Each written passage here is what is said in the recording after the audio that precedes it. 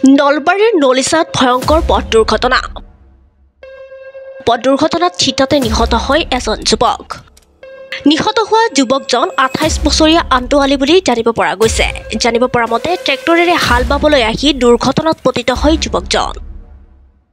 নিহত হোৱা যুৱকজনৰ ঘৰ নলবাৰীৰ শোলমাৰীৰ ভৈৰাত বুলি জানিব পৰা গৈছে। দুৰ্ঘটনাৰ কাৰণ বৰ্তমানলৈ জানিব পৰা হোৱা নাই। ঘটনাস্থলীত বেলচৰ আৰক্ষীৰ লোক উপস্থিত হৈ অনুসন্ধান অব্যাহত ৰাখিছে। মানে আন্টু বুলি জানো আমি। আন্টু আলী ক'ত কৰে? শোলমাৰী ভৈৰা। কেনেকৈ ঢুকালে? এতিয়া এক্সিডেণ্টটো এক্সিডেণ্ট হ'বলৈ কৈছে, গাড়ীখন পাল্টি হ'বলৈ কৈছে। আমি সেইখিনি গম পাইছোঁ, ময়ে জাষ্ট আহি পাইছোঁ মাত্ৰ। ট্ৰেক্টৰ চলাইছিলে? ট্ৰেক্টৰ চলাইছিল, ড্ৰাইভাৰ আছিল।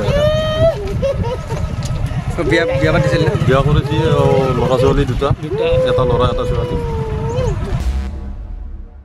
নলবাৰীৰ পৰা চম্পক বৈশ্যৰ ৰিপৰ্ট, দ্য নিউজলেণ্ডছ।